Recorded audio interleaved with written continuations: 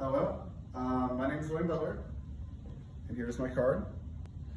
And today I will be doing the video project for Inside the Criminal Minds.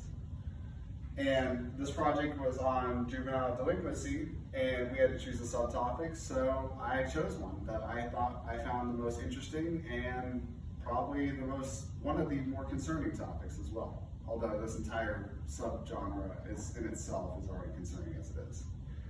So, juvenile delinquency, let's talk. In itself, by definition, it's minors committing crimes. That is the vaguest way you can put it. There's multiple different levels of crime, obviously. Minor stuff, the 5-figure discount. I'm pretty sure some of us have already done that as a kid anyway. But I wouldn't say that's full-on delinquency anyway. I mean, if you do it more than once and you've been caught multiple times, then that's kind of delinquency. But minor stuff, small robbery, it starts getting more severe once you start, beating someone up for no reason, then it's assault. And then there's what I like to call the category 3, which is where you start getting into more of the horrific aspects of what a minor can do. And that is the topic that I will be discussing, and it is called the serious delinquent. So, what exactly is that serious delinquent? Well, to put it simply, imagine a 10-year-old child brutally stabbing his mother and not getting caught. Now, it sounds hard to believe, and I'll get to the not getting caught part of that later, but it happens. And it happens for a multitude of reasons, but that in itself, the crime, the murder, the brutality, all falls under the category of the serious delinquent. Basically, these are minors that are committing crimes that would put a regular adult person behind bars, sometimes for life, or even given the death penalty, depending on the state. These children have done horrific things, and unfortunately, it's a lot because they're not getting the help that they need, and a lot of it is a mental disorder as well. Now look, I'm not saying that sometimes they don't have a choice. People make their own choices. I believe children can make their own choices too. But it doesn't make it right either, and sometimes they do need help. That's a little off topic from this discussion now. So, why did I bring up the aspect of a 10-year-old killing his mother but not getting caught? Because that almost sounds impossible. Well, statistically, it's not. So according to the textbook, stats show that 3 to 15% of the entire population of serious delinquents get caught for their crimes. That is 3 to 15% of all the children that have committed a very serious, potentially life-threatening crime or just serious felony and did not get caught. Did get caught, because 86% of them don't get caught.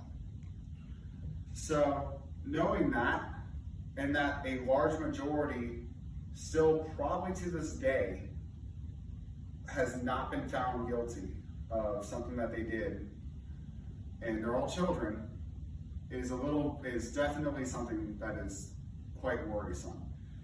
Now, obviously, when a child does something horrific or commits a felony, it's going to make the news. And when it does, we all hear about it. We definitely all hear about it. I don't think you have to watch the news to even find out about something like that, because I guarantee you the first person you'll talk to a couple days after it happens will already be known about it. Regardless if they tell you or not, that's another story.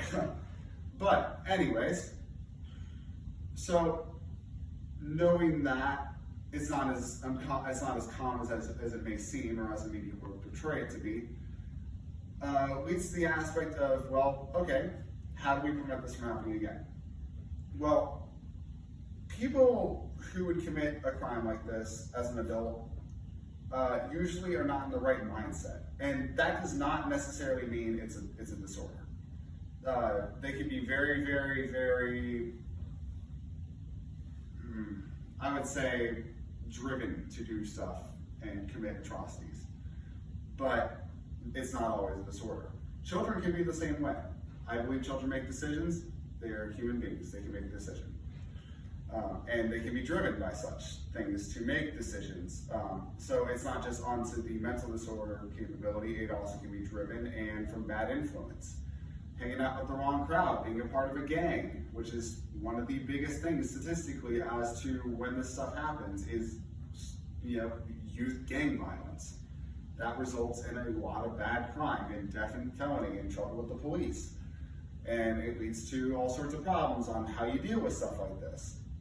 But you just need to be aware, and if you have a chance and you ever run into somebody like that, especially if it's someone close to you, get them help.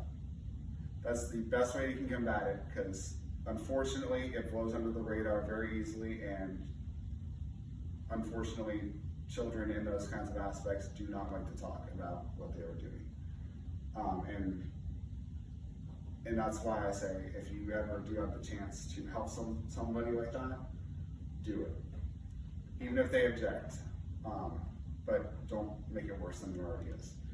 So, with that being said, I did an introduction. I explained what the topic was and what a serious delinquent is. And we did talk about the statistics and a few other things. And we also talked about a bit of outside knowledge on why pertains to more stuff on the serious delinquent. So with that, I will be wrapping this up. And take to what I said with heart.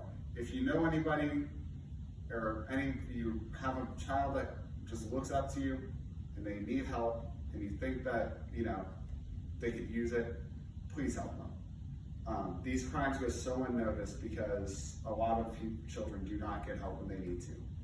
Children are very influential, and because of that, it can lead them to do a lot of bad things sometimes. So please be careful. My name is William Butler, and this has been my presentation. Thank you very much.